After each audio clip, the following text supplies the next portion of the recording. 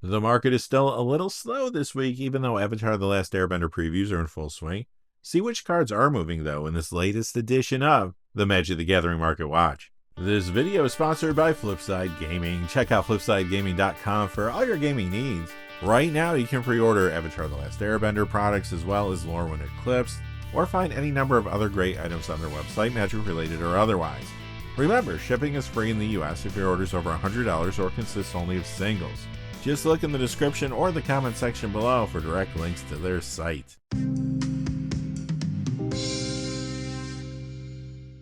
Hey there, this is John from Heroes and Legends, and welcome to another edition of the Magic the Gathering Market Watch. As I said in the cold open, the market is still pretty stagnant, even though we've been seeing a lot of preview cards from Avatar The Last Airbender. And this phenomenon isn't exclusive to Magic. It does look like collectible markets across the board are losing steam right now. With that being said, there are still some cards worth talking about. We'll be looking at the top 10 coldest cards and the top 10 hottest cards of the week. As always, our lists are based on two pieces of criteria: the percentage change in the value of the cards as well as the change in the number of sales from week to week. We'll quickly look at the cold cards and spend a little more time on the cards moving up in price. Quickly before we get into it though, just a couple fast things. I do want to say thank you to one of our viewers who gave a Super Thanks tip last week. That is Swampy Boy. Swampy Boy, thank you for the generous Super Thanks tips. Thank you for all your support with the channel in general. It is very much appreciated. Thank you. And I also want to say thank you to one of our gold patrons, and that is Mark Vonbank. Mark, thank you for your long-term support on Patreon. It goes a really long way. Could not do this without viewers like yourself for sure. So thank you, Mark. And now, without any further ado, let's get into it. We'll begin with our top 10 coldest cards of the week, and most of our cold cards this week are cards that have been climbing recently, not too unusual. So let's jump in with number 10, Fanatic of Rhonas, down $1 to $6.99, that's a 13% decrease. This got a little bump in price recently since it had been appearing in Commander builds around Eddie Brock / Venom Lethal Protector from Marvel Spider-Man. The market does move fast though, and this week Fanatic of Rhonas retracts some. Number 9 is Azure Beastbinder, down $1.03 to $2.52, that's a 29% decrease. This has been a hot card since it's a good way to slow down Agatha's Soul Cauldron in those standard Izzet Cauldron decks. Remember though, this Monday there is going to be a banned and restricted list update, and we know that at the very least, Vivi Ornithir will be banned in standard, and of course that card is a key component of Izzet Cauldron. Because of that, Azure Beastbinder is sliding down a little this week. Coming in at number 8 is Overlord of the Mistmoors, down $1.04 to $6.06, that's a 15% decrease. This has been showing up more and more in standard Azorius control recently, but the meta is about to go through some changes because of the upcoming banned and restricted list update. That's why this is trending down a little this week. Number 7 is Soulstone Sanctuary, down $1.05 to $4.25, that's a 20% decrease. This is a huge standard card, and I don't see that changing no matter where the meta goes next, but the card's still a little soft on the eve of the banned and restricted list update. Number 6, Flowering of the White Tree. This goes down $1.05 to $6 for a 15% decrease. This had been slowly increasing for a few months now since it did continue to see play in 1v1 dual commander builds around Cloud Midgar Mercenary from Final Fantasy. This week though, Flowering of the White Tree retracts a little. Number 5, Will of the Jeskai, down $1.37 to $5.98, that's a 19% decrease. This is from the Tarkir Dragonstorm Jeskai Striker Commander deck.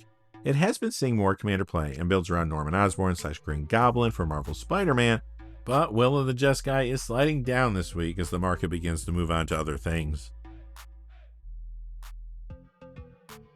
A week ago, this was number 7 on the hot list. Last week it peaked at number 6. This week it arrives on the cold list at number 4, The Lost and the Damned, down $2.38 to $7.27, that's a 25% decrease. This is from the Ruinous Powers Warhammer 40k Commander deck. It moved up in price recently because the Marvel Spider-Man set contains several cards that encourage you to play spells from places other than your hand. Many had the Mayhem mechanic, and those cards could be cast from your graveyard. The Lost and the Damned has been seeing increased commander play and builds around a couple cards from Marvel Spider-Man 2. Those were Gwen Stacy / Ghost Spider and Norman Osborn / Green Goblin, but this card's higher price point resulted in more copies of The Lost and the Damned going up for sale. So this week, supply catches up with demand somewhat and the price moves down. Number 3, Sliver Gravemother, down 401 to 1568. That is a 20% decrease. This is the foil copy from the Commander Master Sliver Swarm deck. It spiked aggressively back when Thrumming Hivepool from Edge of Eternities was previewed. It turned out, though, that there were no other Sliver support cards in the set, so Sliver Gravemother quickly cooled off and continues to lose more value this week.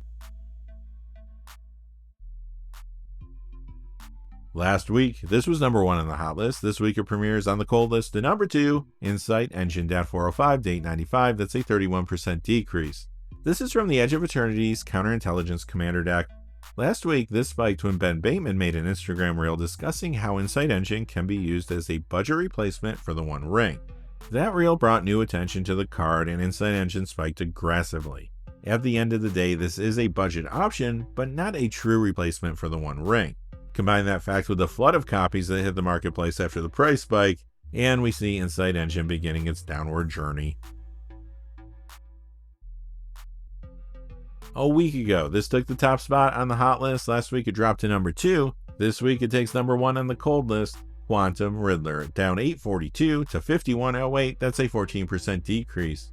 This is seeing massive play in multiple formats, including regular and 1v1 dual commander, as well as Legacy, Modern, Pioneer, and yes, Standard. It recently played a large role in many of the Modern decks featured at Pro Tour Edge of Eternities. Some time has passed now, though, plus this is in those Standard Is It Cauldron decks that are about to lose VV Orniteer with Monday's Banned and Restricted List update, so we are seeing a big retraction week for this card. I have no doubt that Quantum Riddler will continue to see play in Standard after Monday, but the card will eventually have to find its proper price point. Alright, on to the main event, the top 10 hottest cards of the week. Let's jump in with number 10, Hedron Detonator. This is up $1.03 to $4.41. That's a 31% increase. This had been seeing just a little bit of commander play in builds like Rashmi and Ragavan, as well as Mr. House President and CEO, for example. Now, though, a new Secret Lair card is pushing Hedron Detonator's price. Many players want a copy of this for their new commander builds around Jaws, Relentless Predator, from the Jaws Terror of Amity Island Secret Lair. Number 9, Psychotog from Odyssey, up $1.12 to $3.72. That's a 43% increase. The pre-modern format has had a larger impact on card prices in recent months, and last week there was a huge pre-modern tournament at Spanish Nationals which brought more eyes to the format. No coincidence that this card happens to see a lot of pre-modern play. It's in the deck named after it, of course, Psychotog, plus it's found in other builds like Full English Breakfast and Growatog, for example. Number 8 is Go-Shintai of Life's Origin, up $1.43 to $6.81. That's a 27% increase. This was one of the set booster commander cards from Kamigawa Neon Dynasty. It's still a fairly popular commander, and it's in the 99 builds like Tom Bombadil and Marina Vendrell, for example. Now, though, some new shrines and shrine support cards from Avatar The Last Airbender previews are pushing Go-Shintai's price. First, let's look at the new shrines found in the Avatar main set. We have Southern Air Temple, the Spirit Oasis, Northern Air Temple, Crescent Island Temple, and Kyoshi Island Plaza. Next, here are some support cards for shrines in the main set: Aang's Journey, Guru Pathic, and White Lotus Hideout. However, the single card driving Go-Shintai of Life's Origin's price increase the most is from the Avatar Jumpstart set, and that's Heibai Forest Guardian. I'm already seeing Go-Shintai of Life's Origin appearing in early commander deck lists around this legendary creature. Moving down 3 spots this week to number 7, Chronotog, up $1.96 to $11.97. That's a 20% increase. A Tagatog commander decks run this when you see them, and there is a Chronotog Stasis deck in Pre-Modern, but it's not currently getting much play.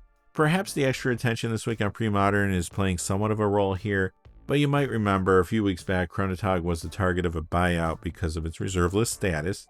Since then it has moved down some from its peak price, but it appears that most copies have not yet returned to the marketplace. Over the last 2 weeks, more copies disappeared, in fact, leading to further price jumps. At some point, there will be a sell-off, and Chronotog should return to its pre-buyout price. A week ago, this was number 4. Last week, it fell to number 7. This week, though, it climbs 1 spot to number 6. Ashling, the Extinguisher, up $3.04 to $13.99. That's a 28% increase. It doesn't happen much anymore, but this is an Eventide rare that is yet to be reprinted, so for 3 weeks in a row, I get to do a one per video. You may know that during this time period in Magic, there was a recession in the game, and less packs of Eventide as well as some other sets were cracked. Due to the low supply, some of these cards, especially the rares that have yet to be reprinted, tend to spike when there is some attention on them. So why are people paying attention to this now? Well, Commander players want this for their new builds around Jin Sakai Ghost of Tsushima from the Sony PlayStation Ghost of Tsushima Secret Lair. Quickly before we get to our top 5, just a fast reminder, this video is sponsored by Flipside Gaming. Check out flipsidegaming.com for all your gaming needs. Right now you can pre-order Avatar products there. You can also pre-order Lorwyn Eclipse products as well, or find any number of other great items on their website, both Magic related and otherwise. Remember, if your order is over $100 or consists only of singles, shipping will be free in the United States. And if you're looking for a direct link to their site, just check out the description or the comment section below. I do have links posted in both of those places. And now, without any further ado, let's get to the top 5. Coming in at number 5 this week is Norn's Choirmaster of 312 to 1398. That's a 29% increase. This is from the Phyrexia All Will Be One Corrupting Influence Commander deck. It is regularly found in Commander builds around Atraxa Praetor's Voice and Giada Hope, for example. Recently, this was moving up because some players were getting Norn's Choirmaster to play in Commander decks around Sensational Spider-Man from the Marvel Spider-Man Spidey Spectacular Showdown Scene box. Now, though, there are some new Secret Lair cards pushing Norn's Choirmaster's price as well. It's appearing in Commander builds around Atreus Impulsive Son and Kratos Stoic Father from the Sony PlayStation God of War Norse Secret Lair. However, there is another big reason Norn's Choirmaster is spiking this week. 5 cards previewed from the Avatar The Last Airbender Jumpstart set utilize experience counters. Those cards are Aang Airbending Master, Katara Waterbending Master, Azula Ruthless Firebender, Zuko Firebending Master, and Toph Earthbending Master. Many Commander players love the experience mechanic, and they're already looking to pick up good support cards for it like Norn's Choirmaster. Coming in at number 4 is Dystopia of 475 to 1324. That's a 56% increase. This reserve list card has been getting a good amount of pre-modern play, which is causing copies to dry up and the price to move up. In fact, the deck that came in first at the pre-modern event at Spanish Nationals last week was a mono black deck, and it was running 3 copies of Dystopia in the sideboard. Dystopia is a key sideboard card for mono black decks in a meta that runs a lot of green and white enchantments. Coming in at number 3 is Cursed Scroll. This is up $8.13 to $50.08 for a 19% increase. This reserve list card also happens to be very highly played in pre-modern. It's found in some big decks there like Burn, Pit Rack, as well as other rack builds, mono black aggro, and white weenie, for example.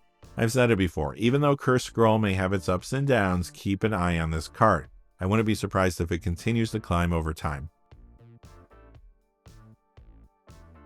Moving up 8 spots this week to number 2, Thieving Varmint. This is up $11.05 to $14.55 for a 316% increase if you're doing the math at home. This is from the Outlaws of Thunder Junction Grand Larceny Commander deck. It has been in Commander builds around cards like Gonti Canny Acquisitor from its precon and Tiny Bones Bubble Burglar, for example. Recently, though, Thieving Varmint has been getting additional play in decks around a couple new cards, which has led to the price jump you see here. Those are Nathan Drake Treasure Hunter from the Sony PlayStation Uncharted Secret Lair, and to a lesser degree, Black Cat Cunning Thief from Marvel Spider-Man. And finally, coming in at number 1, Dockside Extortionist, the one from the list of 2604 to 4275. That is a 156% increase. The Commander 2019 copy from the Mystic Intellect deck is up $28.50 to $40. That's a 248% increase. And the one from Double Masters 2022 is up $38.28 to $53.21. That is a 256% increase. This is still banned in Commander and not seeing much play to speak of, so why is it spiking so aggressively now? Well, we just learned that Dockside Extortionist is being reprinted as a part of the Eternal Legal reprint sheet in Avatar The Last Airbender. Speculators took this to mean that Dockside will become unbanned in Commander sometime next year when they revisit the ban list for the format. That's right, this spike is based on pure speculation stemming from the reprint, so we'll have to wait and see what happens. Alright, that's going to do it for this episode of the Magic the Gathering Market Watch. Now, tomorrow I'm going to be back doing a live MTG Arena stream. We're going to stream a little Vintage Cube again. Had a lot of fun with it last week. We did pretty decently too. Our first game we 0-3'd, but then we came back with a 6-3 in the second game. Almost got 7 wins. We were close, so we'll see what happens next week if we can go ahead and get to that 7th win. Make sure your notifications are on. I'll probably start either late Sunday morning or sometime early Sunday afternoon.